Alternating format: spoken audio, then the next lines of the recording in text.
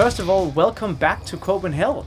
Thank you, yeah. You've been here quite a few times now. Like, I don't remember when the last time Soulfly played. It was perhaps 3 years ago, 4 years? Something like It's that? got to be at least 4 years because we haven't played Europe in 2 years. Yeah, okay. So, you know, we kind of stay away a little bit, let the the feeling of the fans come back of wanting to see you more, you know, and I, I've been working with other things, you know, Cavalera Conspiracy and Killer BQ and doing some other tours, but it was a good time, and we got booked late on this show, you know. It was like we weren't originally, and we heard, I don't even know who, some band canceled, and they gave us a 1:30 spot, which is like, normally we don't play that late, you know, but what the hell, we try, you know. I know you have played all around the world at many different festivals. Coming here to Copenhell, I know that you probably hadn't had the time to go all around, but what is the vibe like? What is Copenhell? Well, I think it's a really, really cool festival. I mean, it's definitely, you know, top 10 of Europe, organization and everything, you know. And we got lucky because we got here yesterday night, and so we parked right by our friends of Neurosis, and they are playing, and we got some passes, and so we got to see their show. So that was great, you know. Oh, nice! It was a killer show. Yeah, great band, you know, great band, you know. Like, I haven't seen them in, you know, they played with Soulfly like 15 years ago. They opened for us in America, but we haven't seen them in this so long, and we just happened to I didn't even know they were playing. We just pull the bus and go outside the bus, and they are talking there. It's like, oh, you guys are here? It's like, yeah, we're playing tonight, and so we went to see them. Today I check out Zeal and Ardor because I really like them, you know. Didn't have a chance to talk to the guys, unfortunately. I think they left already. But it was a killer show. Yeah. So you like the festival, I presume? I like to check out bands, yeah. I like to, especially if there's stuff that I really like, you know. I try to make time for it, you know. And then, of course, our show is also very important, you know. So we have 1 hour today, so we're trying to squeeze as much as we can of really cool material of the 20 years, you know, in that 1 hour. I think it'll be good, you know. I think it's a solid set. Yeah. I think the fans gonna really like it. And you've brought your family, I can figure, or? Yeah, Soulfly is family. Yeah, yeah. Soulfly is family. It's like how he was born, you know.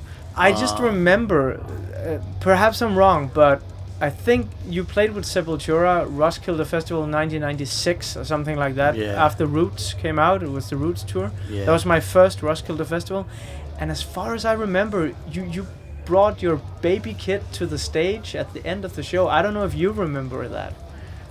No, but it sounds right. Yeah, it sounds right, doesn't it? Sounds about right, yeah. Yeah. Because I can just remember that energy that was at that time after Roots, and then you bring the baby out, and I was like, whoa.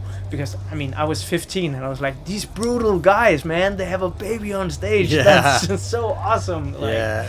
We have fun with family, involving family. I mean, like, Sepultura was already family with Igor, you know, and then I started Soulfly, and I was hoping my son would grow up fast so he can join the band.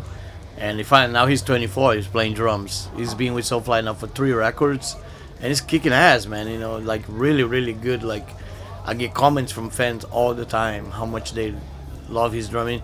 And his drumming is really wild because it's not, he never got really training for it, so it's really like exotic, wild drumming, you know, like really rock and roll style, you know.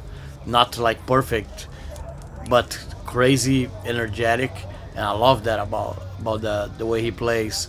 And on this tour, we have our grandkids, the little kid you saw outside.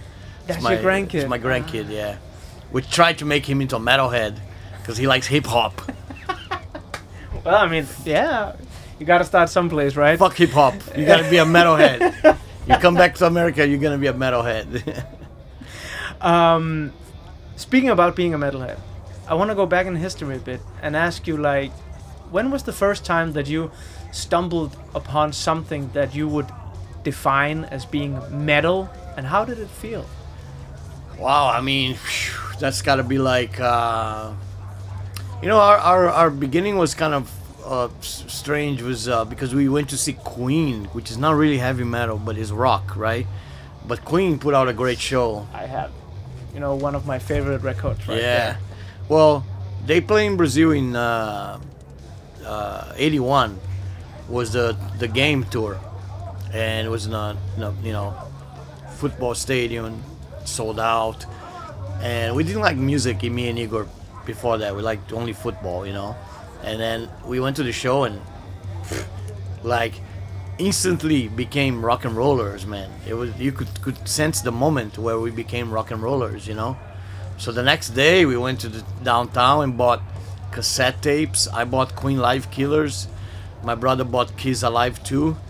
Wow, man, From that's that a on, start. From that on, and we never stopped. We became rock and rollers that day. So I have to thank Queen for making me a rock and roller, man. It's crazy, you know. And then, of course, we discover more bands. You know, there was some people we knew in town that there was a music academy that people hang out, and a lot of the guys that had AC/DC T-shirts and Deep Purple T-shirts, you know, and Black Sabbath. So we discovered that, and I fell in love with Black Sabbath right away. I love it, you know. It's like it was so heavy, you know. And my first riff actually I learned on guitar was Heaven and Hell, which is pretty challenging, you know, if you think about it, because it's a kind of it's a difficult kind of riff, you know. But that's the first one I learned to play. So yeah, so never stop, you know. And then we started real early, you know. The first incarnation of Sepultura is I was 13, Igor was 12. Wow, man. You know, when we really started, like 1983. And Soulfly as well now is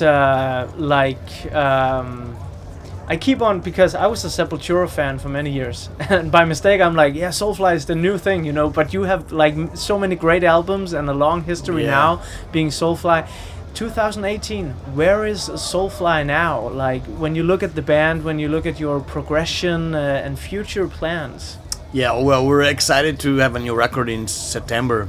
It's really cool. I went all the way back to tribal stuff again and mix it with heavy stuff, and I'm calling tribal trash, you know, which is like my own word I came up with.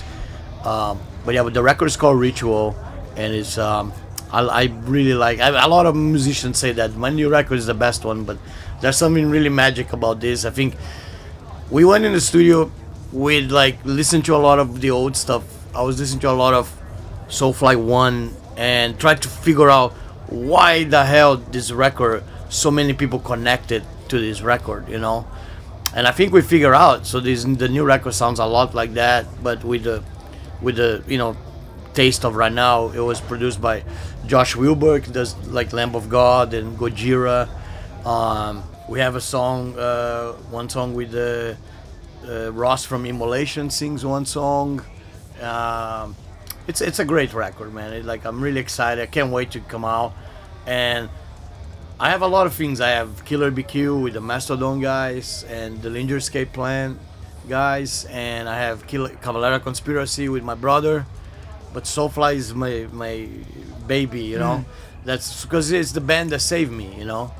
After Sepultura, I thought there was no more future in music for me, but I was wrong, you know. Soulfly came and showed me a way. You can do it, you know. It's up to you. You know, it's your riffs, it's your vocals, it's your lyrics that motivate people. In fact, tonight we're not playing any Sepultura. The whole show is only Soulfly, and we've done that, and it works. I mean, of course, some fans wants to hear some old stuff, and I feel sometimes like, I wish I would have played Roots, or you know, I should have played Arise, you know. But when you can do it, when you have enough material like we have now that we can do an hour and still it's a good show, why not? You know, it does feel pretty good. Hello, Denmark. Max Cavalera here, Soulfly. It's so good to be back at Copenhell. We're gonna have an amazing show, and we'll see you at the end of the World Cup, Denmark and Brazil. Stay metal.